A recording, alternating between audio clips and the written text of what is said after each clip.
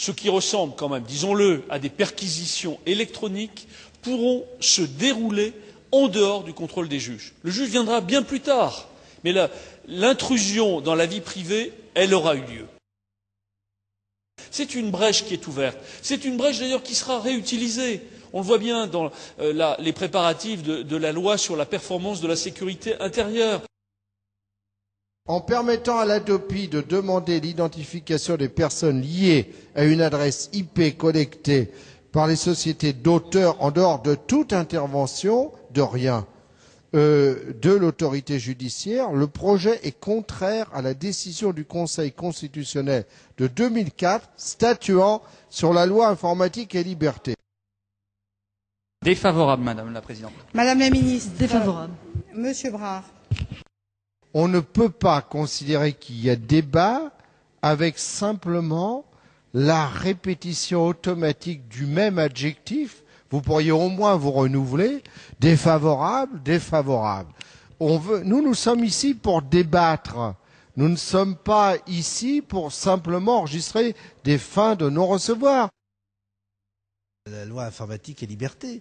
C'est-à-dire que c'est dans le même dispositif, le même article, que le Conseil constitutionnel a considéré qu'il ne pouvait pas y avoir de recueil de données nominatives, sans intervention du processus judiciaire. Vous recommettez aujourd'hui manifestement la même erreur ou la même imprécision en vous contentant de confier à l'OTPI des mesures d'investigation qui sont hors du droit, puisque actuellement, les services de police actuellement n'ont pas la capacité d'avoir ces éléments, sauf à rentrer dans les processus d'enquête préliminaire. La règle générale est le passage obligatoire par un juge en ce qui concerne l'accès aux données personnelles. Il n'y a qu'une seule exception pour la lutte antiterroriste. Dans ce cas, à chaque fois, il s'agit de faire la balance entre deux demandes. Le juge constitutionnel passe son temps à apprécier quel principe doit avoir la priorité entre la préservation de la protection des données personnelles et la lutte contre le terrorisme. On peut effectivement balancer et se dire que les nécessités de la lutte contre le terrorisme peuvent justifier quelques entorses à la protection des données personnelles. Mais là, c'est bien différent. Ce n'est pas de lutte contre le terrorisme qu'il s'agit, mais de protection des intérêts financiers de l'industrie culturelle. Cela justifie-t-il que l'on passe par-dessus certaines libertés individuelles? Pour ma part, je ne le pense pas. On met ainsi la lutte contre le téléchargement illégal sur le même plan que la lutte antiterroriste. Il s'agit ici, chers collègues, d'un vrai choix politique. Et c'est ce que nous essayons de vous faire comprendre depuis le début. C'est qu'on ne peut pas, effectivement, étendre un dispositif prévu dans le cadre de la lutte contre le terrorisme à une défense d'un droit de la propriété.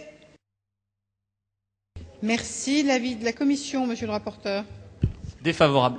L'avis du gouvernement, Madame la Ministre. Oui, défavorable. Donc, je rappelle simplement que le Conseil constitutionnel a validé de multiples fois des dispositifs identiques à ceux prévus pour la haute autorité, pour le traitement des données personnelles, par exemple pour les données nécessaires à la constitution du dossier médical personnel, pour les données personnelles de santé et pour l'utilisation à des fins administratives, de données nominatives recueillies dans le cadre d'activités de police.